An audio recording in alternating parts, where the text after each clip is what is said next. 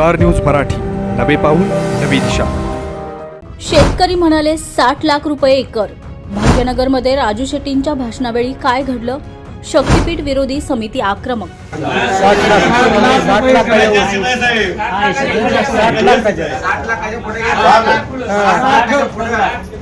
60 लाख रुपये एकर जर तुमची जमीन असेल, जरा दुपारी तहसीलदार कार्यालयात जाऊन रेडी लेटर किती आहे बघा. प्रवेश सुरू 2026-27. Doctor DY Patil public school विटा CBSE. नर्सरी, LKG, UKG, पहिली ते 10वी. रोबोटिक्स, प्रत्येक क्लासमध्ये smart board, school ERP app, abacus, आधुनिक प्रशस्त science lab, science Olympiad, NTSC, MTSC, NSSC scholarship परीक्षा तयारी. 8वी पासून IIT, JEE, नीट फाउंडेशन कोर्स बॅच सुरू. 50,000 स्क्वेअर फूटचं भव्य मैदान, amusement park, taekwondo, yoga, skating, धनुर्विद्या, संगीत, गिटार, डान्स. संपर्क करा.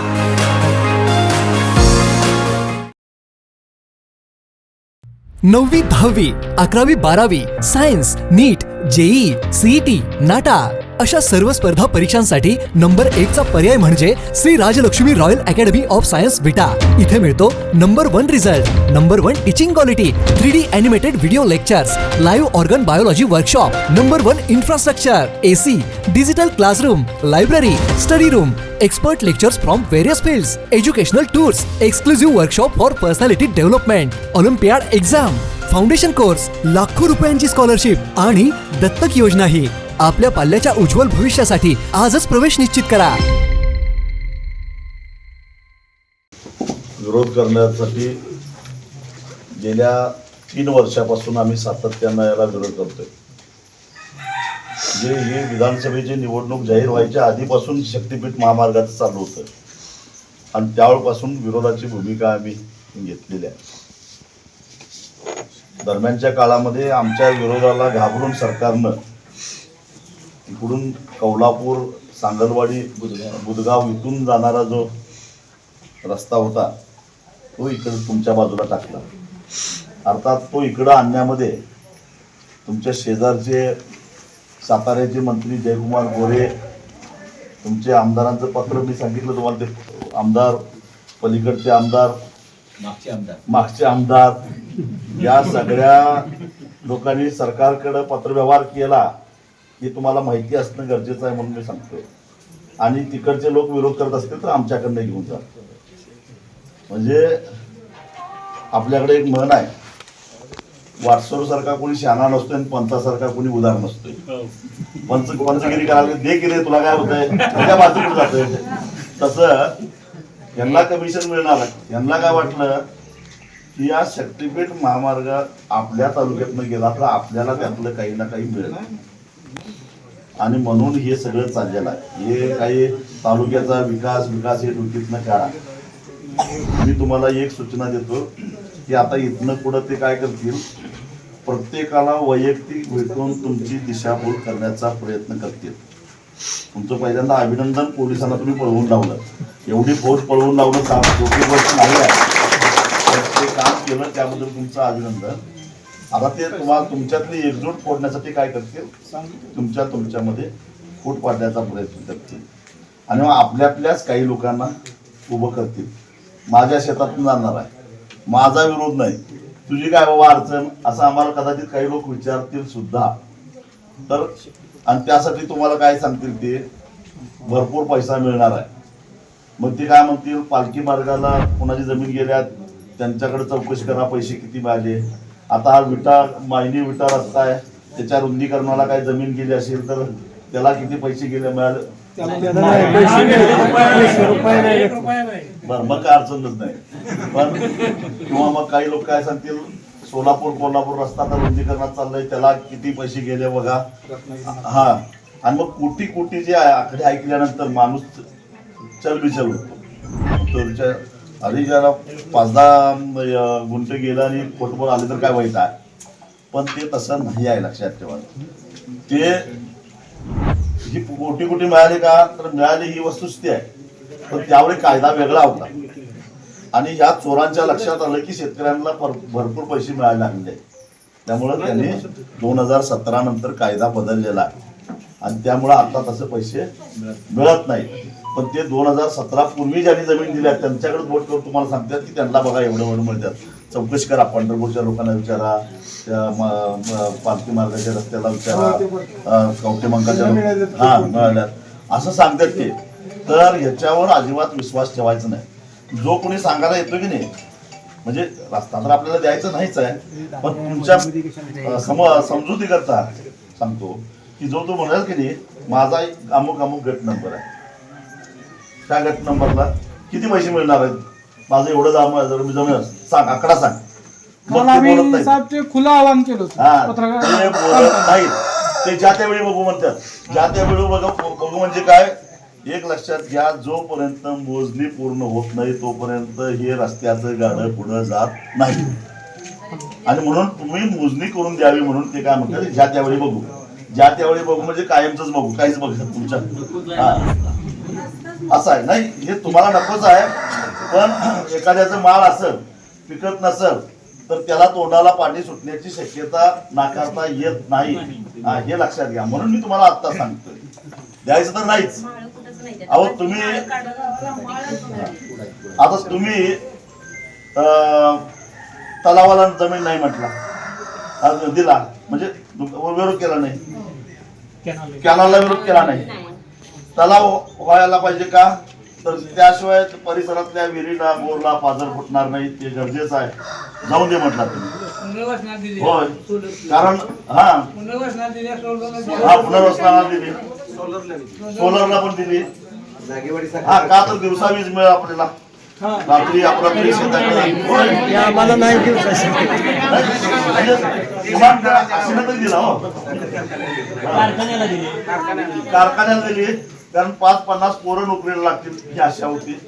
चांगली गोष्ट आहे, ही पण लागली नाही, ते बंदच पाडून टाकला. आणि त्याच्यानंतर कॅनलला का, तर वर्षानुवर्षे पाणी परिषदा घेऊन आमच्याच तोंडाचं पाणी पळालं होतं. आणि आता कुठं टेंबूचं पाणी आलंय, येऊन दे बाबा, काहीतरी करून जरा भागायत होऊन दे. आणि तुम्हाला सांगतो खरोखरच मला आश्चर्य वाटलं की एवढ्या आत ह्या रस्त्याने मी बऱ्याच वेळा गेलोय विटा माहिती, परंतु आत आलो नव्हतो.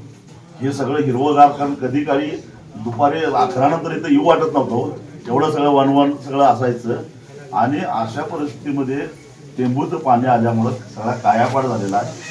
आज तुम्हाला सांगतो की तुमच्या भागामध्ये 13-14% रिकव्हरीचा ऊस यायला लागला, कारण निचऱ्याच्या जमिनी आहेत, तापलेल्या जमिनी आहेत, त्यातनं ऊस चांगला यायला लागला आहे, पैसे चांगले मिळायला लागले. आणि त्यामुळे अचानक काही कारखाने जास्त दर द्यायला की त्या सज्जन आहेत म्हणून नव्हे, तुम्ही त्यांना चांगल्या रिकव्हरीचा ऊस द्यायला हे त्यांना देणं भाग पडायला, हे लक्षात ठेवा. तर अशा परिस्थितीमध्ये ह्या जमिनी आता वाचवणं हे आपलं काम आहे. आणि त्यासाठी एकजूट करणं ठेवणं हे महत्वाचं आहे. हे सरळ दिशाभूल करून खोटं सांगून तुम्हाला गंडवायला लागले. मी तुम्हाला आता कलेक्टरचा पत्रच वाचून दाखवलं. अजून कशात काय नाही, तर ह्यांना मोजणी काय करायचं आहे, कारण वर्ण ह्यांना धट्ट्या यायला लागलाय. त्या अदानीचा धट्ट्या लागतोय देवेंद्र फडणवीसला, आणि देवेंद्र फडणवीस धट्ट्या लावतोय खालच्या प्रांताला, आणि म्हणतोय काय मोजणी कर लवकर, मला वर्ण विचारायला. अशी ही सगळी भानगड आहे. त्या अदानीला बरं ह्या रस्त्याचं मगाशी संदीपनं सांगितलं, तुम्हाला काहीच उपयोग नाही.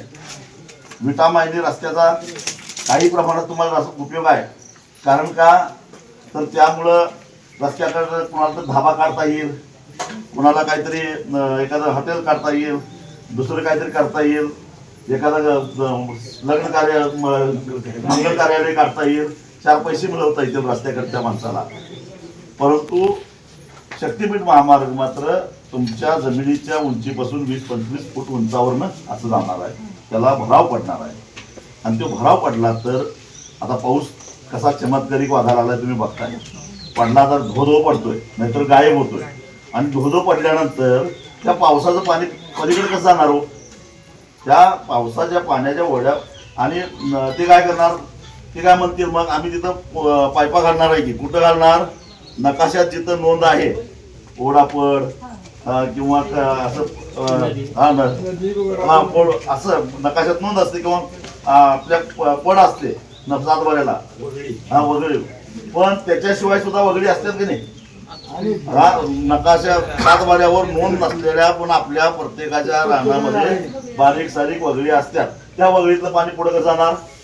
ते पाणी पुढे नाही गेलं तर पाणी साठून राहणार. साठून राहिलं तर पिकाचं काय होईल? तर पीक. आणि मी आता समृद्धी महामार्गाला बघितलंय, अहो शेकडो एकरामध्ये पाणी साचून राहतंय ऑक्टोबर महिन्यामध्ये परतीच्या पावसाला, आणि 2-2 महिने ते जात नाही पाणी. जाणार कुठं? कारण डोंगरच आडवा येतोय त्याच्या. पाझर तलावासारखं तसंच राहतंय ते.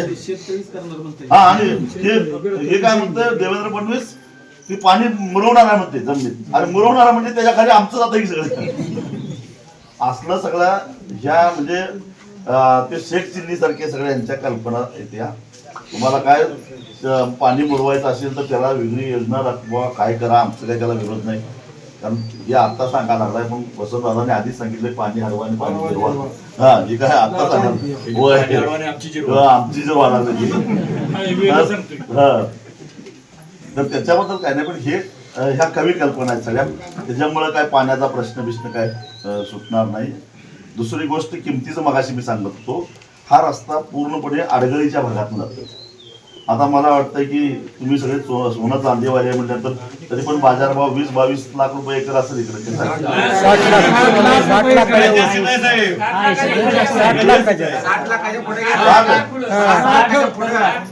60 लाख रुपये एकर जर तुमची जमीन असेल, जरा दुपारी तहसीलदार कार्यालयात जाऊन रेडी लेटर किती आहे बघा, ते 4-5 लाख रुपये असतात.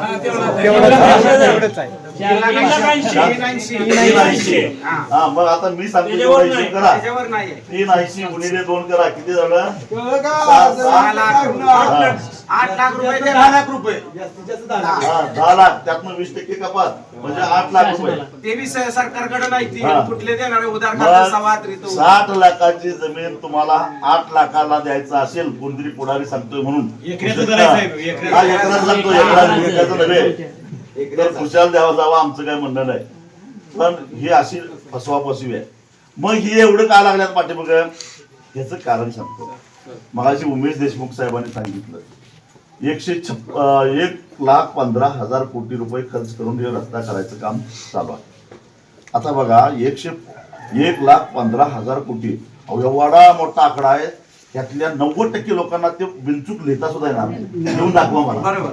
म्हणजे 115 वर किती शून्य आहे तुम्ही सांगावं मला. एवढा मोठा जो आकडा 1,15,000 कोटी म्हणजे किती? तर एवढं पैसे खर्च करून हे रस्ता होणार आहे. लांबी किती? 856 किलोमीटर. 856 किलोमीटर आणि 1,15,000 कोटी भागिले 856 केलं तर एका किलोमीटरला किती खर्च येणार निघतोय, बरोबर? मग ते तुम्ही मोबाईलवर काढून बघा. 134 कोटी रुपये 1 किलोमीटर रस्ता करायला खर्च येतोय. किती? 134 कोटी. अहो सोन्याचा रस्ता होईल की. 134 कोटी एका 1 किलोमीटर रस्त्याला 6 पदरी असला म्हणून काय झालं? आणि हे आता हे महाराष्ट्र सरकार करायला बरं का. ह्या आपल्या परिसरामध्ये 2 रस्ते एकाच वेळी सरकारनं घोषणा केली आहे. एक भारत सरकारचा रस्ता आहे, तो नाशिक ते अक्कलकोट. तो पूर्ण माळामाळातून जातो बरं का. त्याला काही भरावं लागत नाही, काळी माती नाही, काय नाही. तरी सुद्धा ते 374 किलोमीटर लांबीचा रस्ता 19,000 कोटीत पूर्ण करणार. असं तुम्ही जर का नॅशनल हायवे अथॉरिटीच्या वेबसाईटवर गेला तर तुम्हाला ते सापडेल. तर मग त्याचा जर का 374 किलोमीटर आणि 19,000 कोटी म्हणजे 19,000 कोटी भागिले 374 केलं तर त्याचं उत्तर येतंय 51 कोटी रुपयाला 1 किलोमीटर. ही काही साधू सांगतो नाही, पण तरी सुद्धा 51 कोटी रुपयाला 1 किलोमीटर. आणि ह्याचं काढलं तर 134 कोटी रुपयाला 1 किलोमीटर. आता 51 आणि 134 किती फरक बघा. ही मधलं जे पैसे आहेत ते खिशात जाणार आहेत. आणि मग त्यातलं गावातली जी काय त्यांची भामटी आहेत ती, तालुक्यातली, जिल्ह्यातली, आमदार खासदार सगळ्यांच्या वाटा देत तिकडे जाणार आहे. आणि 29चं इलेक्शन आणि इलेक्शन करतात. अशी सगळी भानगड आहे. मग त्याच्यासाठी आपण आपला का बळी द्यायचा याचा विचार करा. बापू 1 मिनिट बोलू का? आम्ही तुम्हाला अनेक वेळा बोलवायचा प्रयत्न केला आणि आमचं ठरलं होतं दोघांचं की की आपण एवढा 1 लाख टन गाव बघितलं छोटस, पण 1 लाख टन ऊस पिकवतोय. एक राजू शेट्टी फक्त एवढ्या म्हणजे जरासाठी भांडतात आणि त्यांना म्हणून तुम्हाला आम्ही बोलवायचं असं, पण योग आला की म्हणजे हे करतात. ते काय आता आजचा कार्यक्रम हे उरकूया आणि तुम्ही ही सगळी मंडळी पुन्हा एकदाचा या भाग्यनगर मध्ये राजू शेट्टीचा विजयाचा गुलाल उधळू, विजयाचा गुलाल उधळूया. आणि आऊट उडवून सत्कार करायचा. हे राजू शेट्टीचा आता बापू आपण म्हणलो तसं योगायोगाने काय बोलवायचा नाही काय गडबडी नाही म्हणा आली. मी स्वतःहून आलो आहे. तर हे लक्षात घ्या किती मोठा भ्रष्टाचार होतो. म्हणजे यांनी जर इमानदारीने हा रस्ता केला असता तर 40 ते 42 हजार कोटी तिथवर रस्ता झाला असता. तर ते करा लागल्यात 1,15,000 कोटी मध्ये. हा म्हणजे 1 लाख हा नाही 134 कोटीला 1 किलोमीटर पूर्ण म्हणजे म्हणजे जवळपास 80-90 हजार कोटी रुपये या रस्त्यातनं काढा लागल्यात. मग 80-90 हजार कोटी रुपये त्यांच्या खिशातनं जर खिशात येत असतील तर मग ती काय एकटं खाणार आहेत काय? आता तुम्हाला कडीबाजी बडी माहित आहे. कडीबाजी बडी आम्हाला रचल्यानंतर पुन्हा कधी कधी दुसऱ्याच्या जागेवर पण रचतो. तो जागा देणारा पण उदार मतानं काय म्हणतोय रचा राखसा आमच्यात का तर मुक्या जनावरांनी कडबा पाहिजे पावसाळ्यात रचा आमच्यात म्हणतोय. पण त्याच्यापाठी मग हेतू काय असतोय की दररोज 5 पेंड्या नेला तर मला पण एखादी पेंडी मिळेल त्या नादात असतोय आणि म्हणून आमच्या जागी बडी लावा म्हणतोय. तसं यांचं आहे की बडी आमच्यातनं न्या म्हणजे आम्हालाही पेंडीवर मिळेल. आता ही 50-60 हजार कोटी हाना लागल्यात, आपल्याला 100-500 कोटी तरी मिळतील की ह्या नादात आहेत ती. आलं काय लक्षात तुमच्या? हा म्हणजे तालुक्याचे आहेत ती 50-60 कोटीच्या नादात आहे, जिल्ह्याचे आहेत ते 100-125 कोटीत आहेत आणि गावातले आहेत ते 2-4 कोटी तरी मिळतीलच की आपल्याला. त्या नादात ही सगळी आहेत. म्हणजे या सगळ्यांच्या मिशीला त्या अदानीचं खरकट लागलेलं आहे. मग ह्या त्या खरकट्याला सोकलेली ही जी काय आहे त्यांना आपल्याला वट्टीवर आणायचं हे लक्षात. आणि हे अधिकारी त्याच्यावरचे ह्या साऱ्यांना असं वाटतंय की मी जर का हे रस्ता या लोकांच्यावर जोर जबरदस्ती करून केला तर मला चांगलं पैसे गोळा करता येईल अशा ठिकाणी पोस्टिंग मिळेल. आलं का लक्षात? हा म्हणजे कमाईचं ठिकाण मिळेल कुठेतरी. म्हणून हे अधिकारी त्या सरकारला खुश करायला निघाल्यात. नाहीतर मला सांगा की आताच कुठला तरी प्लान तुम्ही सांगितला की काल म्हणतोय आमच्याकडे काय आलेलं नाही आणि पहाटे 4 वाजता येतोय की एवढे कर्तव्यदक्ष आहेत. तर मग मला सांगा की आता मला मगाशी कोणीतरी सांगितलं की 15 दिवसापूर्वी चोरी झाल्या तिथं अजून पोलीस गेले नाही. याच गावात 15 दिवसापूर्वी किती 5-6 लाख रुपये गेलं काय जेवणी गेल्यात, पोलीस आलं नाही आणि इथं न बोलावता पाटा आले. म्हणजे पोलिसांना किती मिळालं असेल बघा.